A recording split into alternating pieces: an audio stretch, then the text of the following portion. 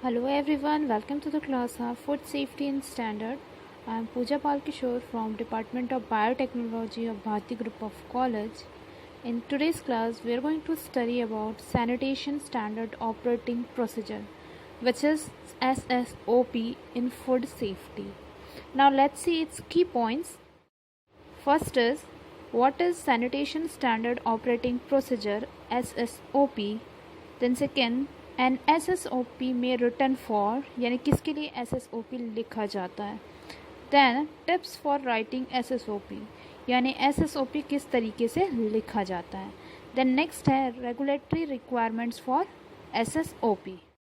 S S O P में procedures को लिखने के लिए जो रिक्वायरमेंट होती है, एस एस ओ पी जो प्रोसीजर है उसे फॉलो करने के लिए जो रिक्वायरमेंट होती है उसके बारे में पढ़ेंगे. उसके बाद what's in S S O P यानी एस एस ओ पी के अंतर्गत क्या किया जाता है उसके बारे में हम स्टडी करेंगे. अब हम पढ़ते हैं what is the sanitation standard operating procedure यानी कि एसएसओपी का क्या अर्थ होता है, वह होता क्या है. तो एसएसओपी एक रिटन डॉक्यूमेंट प्रोसीजर या प्रोग्राम होता है जिसका उपयोग इक्विपमेंट और जो आपके फूड प्रोसेसिंग की जो इन्वायरमेंट होती है उस इन्वायरमेंट को प्योरली सैनिटाइज कंडीशन प्रोवाइड करने के लिए किया जाता है. यानी कि हम एक सिंपल लैंग्वेज में इस चीज़ को कह सकते हैं, फूड प्रोसेसिंग के दौरान आपके जो इन्वायरमेंट है, जो इक्विपमेंट आप फूड प्रोसेसिंग में यूज़ कर रहे हैं, उन सभी को सैनिटाइज करने के लिए जो प्रोसीजर्स फॉलो किए जाते हैं उनका जो रिटन डॉक्यूमेंटेशन होता है दैट इज़ कॉल्ड एसएसओपी यानी सैनिटेशन स्टैंडर्ड ऑपरेटिंग प्रोसीजर. एसएसओपी में जो क्लीनिंग और सैनिटाइजिंग के प्रोसीजर्स होते हैं, जो स्पेसिफिसिटी होती है, उसे क्रमशः लिखा जाता है, उसे डिस्क्राइब किया जाता है, समझाया जाता है. ठीक है, अब वो इसमें क्या लिखा जाता है वो मैं आपको बताती हूँ. सबसे पहले what is to be clean यानी किन चीज़ों को क्लीन किया जाना चाहिए यह लिखा जाता है. उसके बाद how it is to be clean किस तरीके से हमें जिस चीज़ को क्लीन करना है उसे किस तरीके से क्लीन किया जाएगा. उसके बाद नेक्स्ट है how often it is to be clean कितने बार उसे क्लीनिंग की जानी चाहिए ये लिखा होता है. And then last one sanitization और क्लीनिंग करने के लिए जो प्रोसीजर्स यूज़ किए जाते हैं, जो प्रोसीजर्स फॉलो किए जाते हैं, उनकी मॉनिटरिंग की जाती है, वह किसके द्वारा, कौन से रिकॉर्ड के द्वारा मॉनिटरिंग की जाती है, यह भी एसएसओपी में लिखा जाता है. अब हम बात करते हैं एन एसएसओपी में रिटन फॉर किसके लिए एसएसओपी लिखा जाता है. क्या लिखा जाता है वो हम देख चुके हैं, अब किसके लिए लिखा जाता है ये हम देखते हैं. एसएसओपी जो होता है वह फूड सेफ्टी जो प्लानिंग होती है उस प्लान का एक आधारभूत हिस्सा होता है. जो इसकी जो प्रोसेस होती है, जो इस प्रोसीजर्स होती है, वह फूड प्रोसेस के साथ साथ फूड प्रोसेसिंग प्लान के साथ साथ चलती है या फिर यह एक प्री रिक्विजिट यानी कि पूर्व तैयार किया गया प्रोग्राम होता है. ये किस तरीके से जो सैनिटेशन की प्रोसेस है वह करनी होती है. ठीक है, यानी कि या तो ये साथ साथ आपके प्रोसेस के साथ फूड प्रोसेसिंग के साथ की जो प्रोसेस होती है उसके साथ साथ चलती जाती है, या फिर यह पहले से तैयार कर लिया जाता है और उसके बाद उसे अप्लाई किया जाता है. ठीक है, उसके बाद जब भी अगर किसी प्रोसेस में चेंजेस हो रहे हैं या कोई केमिकल यूज़ कर रहे हैं उसमें कोई चेंजेस हो रहा है तो उसके साथ साथ एसएसओपी का जो प्लानिंग होता है वह भी चेंज हो सकता है. ठीक है, यानी इसमें फ्लेक्सिबिलिटी होती है जो समय के साथ चेंज की जा सकती है. उसके बाद it should be reviewed annually with the food safety plan यानी कि हर साल यह फूड सेफ्टी प्लान में अगर चेंजेस हो रहे हैं तो उसके साथ साथ एसएसओपी की जो प्रोसीजर्स होते हैं उनमें भी चेंजेस होते हैं. अब देखते हैं एसएसओपी लिखा किनके लिए जाता है. तो एसएसओपी लिखा जाता है अ पीस ऑफ इक्विपमेंट यानी जो भी इक्विपमेंट फूड प्रोसेसिंग के दौरान आप यूज़ कर रहे हैं उन सभी को क्लीन करने के लिए एसएसओपी प्रोग्राम लिखा जाता है. उसके बाद several piece of equipment in the process. आप सभी जानते हैं अगर आप कोई इक्विपमेंट यूज़ कर रहे हैं तो उसके अलग अलग पार्ट्स हो सकते हैं. उन सभी अलग अलग पार्ट को क्लीनिंग करने के लिए भी एसएसओपी प्रोग्राम्स लिखे जाते हैं. उसके बाद आता है N environmental area. Environmental area का मतलब होता है आपका जो फूड प्रोसेसिंग का जो एरिया होता है, फूड प्रोडक्शन एरिया होता है, उस एरिया को क्लीन करने के लिए, उसका सैनिटाइजेशन करने के लिए एसएसओपी प्रोग्राम लिखा जाता है. उसके बाद as a master sanitation plan पर होल फैसिलिटी यहाँ पे होल्ड फैसिलिटी का अर्थ होता है आपकी जो फैसिलिटी होती है, आपका जो फैक्ट्री होता है, उसका जितने भी एरियाज़ हैं उन सभी के लिए एक मास्टर सैनिटेशन प्लान लिखा जाता है इन SSOP। अब हम बात करते हैं टिप्स फॉर राइटिंग SSOP। अभी हम यहाँ पर देखते हैं कि SSOP की प्रोसीजर्स को लिखने के लिए कौन कौन से टिप्स को फॉलो करना चाहिए ताकि सही तरीके से SSOP लिखा जा सके। तो सबसे पहले है यूज़ क्लियर लैंग्वेज, उसके बाद सेकेंड है completely describe the steps, and the last one is identify the monitoring record. अब हम इसे डिटेल में देखते हैं। सबसे पहले है यूज़ क्लियर लैंग्वेज।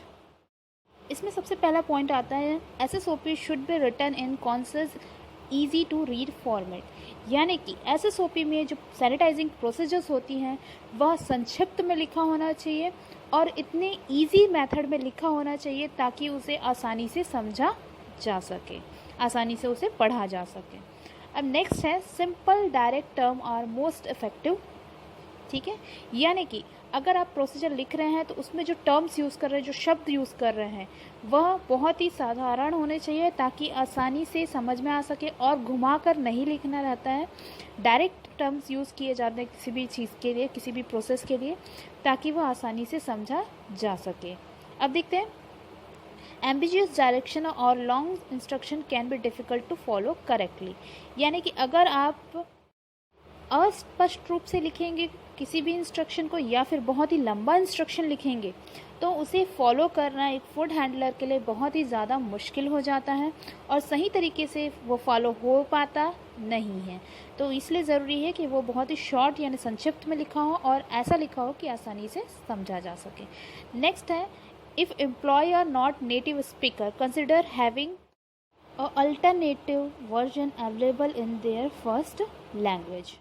यदि कोई व्यक्ति नेटिव नहीं है यानी कि वहीं का रहने वाला नहीं है, जिसे प्रॉपर इंग्लिश नहीं आती, वह कहीं बाहर से आया है या उसे प्रॉपर इंग्लिश नहीं आती है, तो SSOP की जो प्रोसीजर्स होती हैं उन्हें उनकी जो फर्स्ट लैंग्वेज होती है, उनकी जो मातृभाषा होती है, जो उन्हें समझ आ सके, उस लैंग्वेज में भी लिखा हुआ होना चाहिए। क्योंकि अगर ऐसा नहीं हुआ तो जो केमिकल सैनिटाइजेशन के लिए यूज़ किया जा सकता है उसका सही तरीके से इस्तेमाल नहीं होगा, जिससे फूड कंटामिनेशन हो सकता है, फूड पॉइजनिंग हो सकती है या इससे भी बड़े कोई एक्सीडेंट्स हो सकते हैं। इसलिए बहुत ज़रूरी है कि एम्प्लॉय की मातृभाषा में भी SSOP लिखा हो। नाउ सेकेंड है कंप्लीटली डिस्क्राइब द स्टेप्स। इसका अर्थ होता है SSOP में जितने भी आपके सैनिटेशन के स्टेप्स होते हैं वह पूरी तरीके से उसकी व्याख्या SSOP में होनी चाहिए, यानी सैनिटाइजेशन के लिए जितने भी प्रोसेस होती है, जितने भी स्टेप्स होती है, वह SSOP में पूरी तरीके से उसकी व्याख्या होनी चाहिए।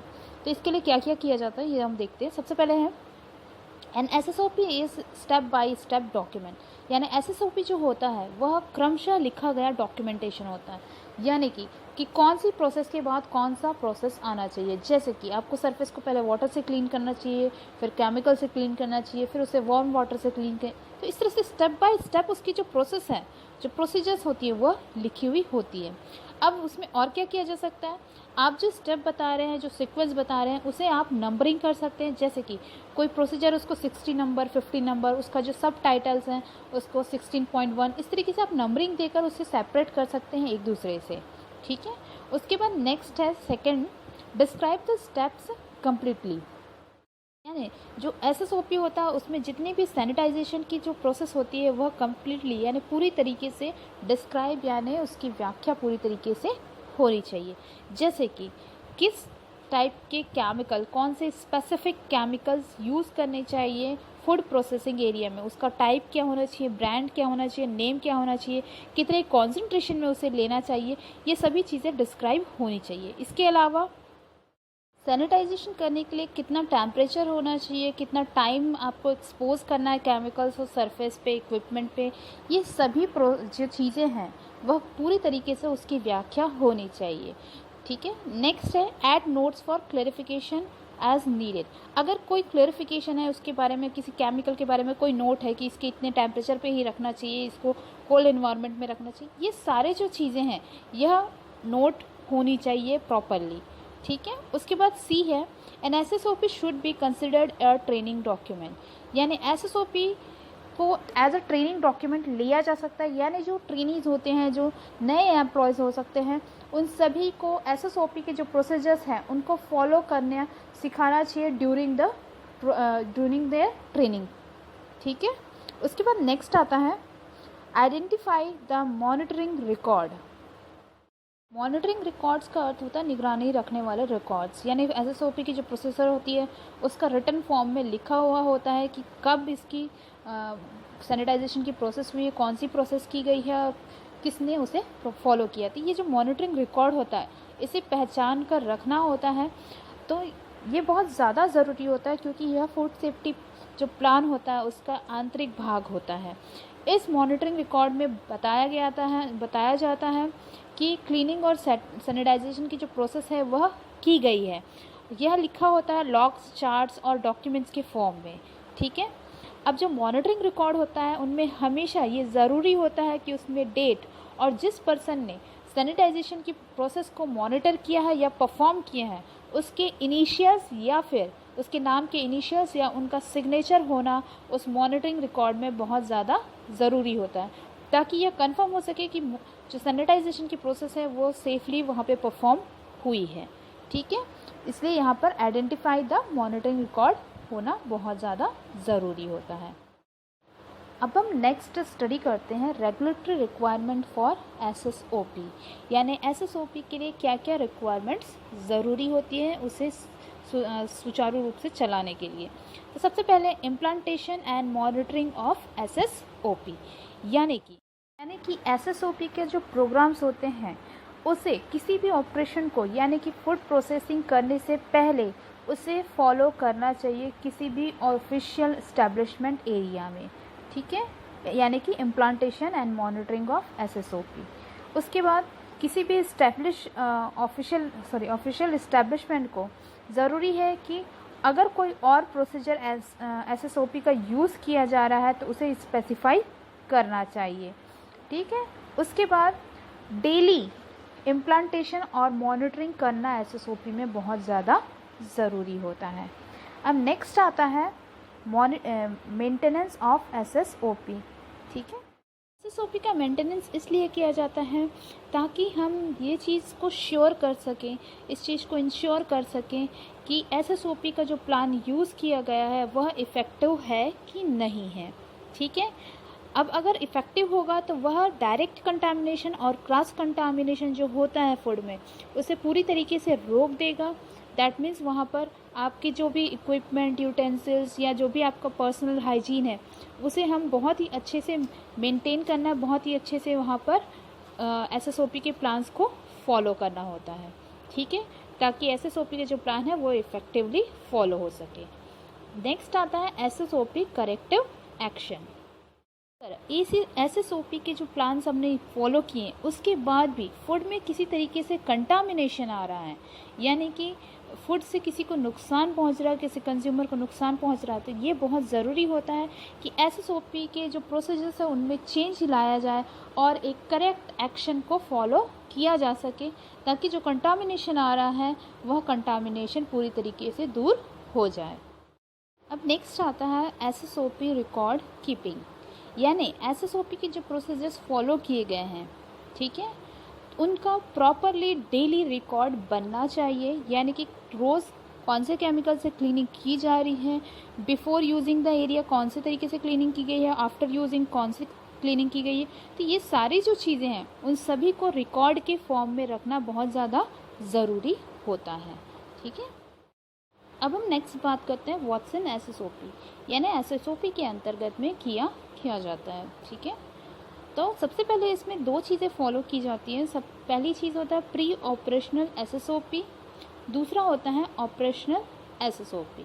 तो प्री ऑपरेशनल नाम से पता चल रहा, ऑपरेशन शुरू होने से पहले जो SSOP की प्रोसीजर्स फॉलो किए जाते हैं वह इसी के अंतर्गत किए जाते हैं। यानी कि किसी फूड फैक्ट्री में फूड प्रोसेसिंग स्टार्ट करने से पहले जिस एरिया जो इक्विपमेंट आप यूज़ कर रहे हैं उन सभी को क्लीन करने की जो प्रोसेस होती है वह प्री ऑपरेशनल SSOP के अंतर्गत किया जाता है। ठीक है। तो इसको डिटेल में समझते हैं। These are the established procedures that describe the daily routine sanitation procedure that occur before processing begins. यानी कि फूड प्रोसेसिंग शुरू करने से पहले डेली जो रूटीन फॉलो किया जाता है, सैनिटाइजेशन प्रोसीजर जो फॉलो किए जाते हैं वह इसमें होता है।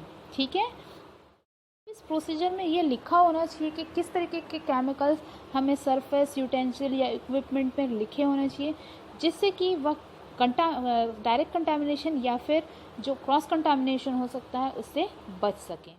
इसके अंतर्गत क्या करना चाहिए? सबसे पहले describe the equipment disassembly, reassembly after cleaning, यानी कि उसमें डिस्क्राइब होना चाहिए आपने इक्विपमेंट को कैसे खोला, कैसे बंद किया, उसको किस तरीके से साफ़ किया, कौन कौन से केमिकल्स आपने यूज़ किए, उसकी पूरी लेबलिंग होनी चाहिए, जो टेक्निक्स आप यूज़ कर रहे हैं क्लीनिंग के लिए वह उसमें होनी चाहिए। उसके बाद application instruction including concentration for sanitization, यानी कि जो आप सैनिटाइजेशन के लिए यूज़ कर रहे हैं जो केमिकल्स, उन सब का कॉन्सेंट्रेशन कैसा होना चाहिए, इंस्ट्रक्शन कैसे हैं उसके, सरफेस को क्लीनिंग कैसे किया है, ये सभी चीज़ें आपकी होनी चाहिए प्री ऑपरेशनल एसएसओपी में। अब हम बात करते हैं ऑपरेशनल एसएसओपी की। जो ऑपरेशनल एसएसओपी होता है यह एक ऐसा प्रोसीजर्स होता है जो कि डेली यूज़ किया जाता है उस वक्त जब फूड प्रोसेसिंग किया जा रहा है, यानी फूड प्रोसेसिंग के दौरान, ना पहले ना बाद में, फूड प्रोसेसिंग के दौरान जो प्रोसीजर यूज़ किए जा रहे हैं एसएसओपी की, वह होता है ऑपरेशनल एसएसओपी, जिसके द्वारा प्रोडक्ट को कंटामिनेट होने से बचाया जाता है।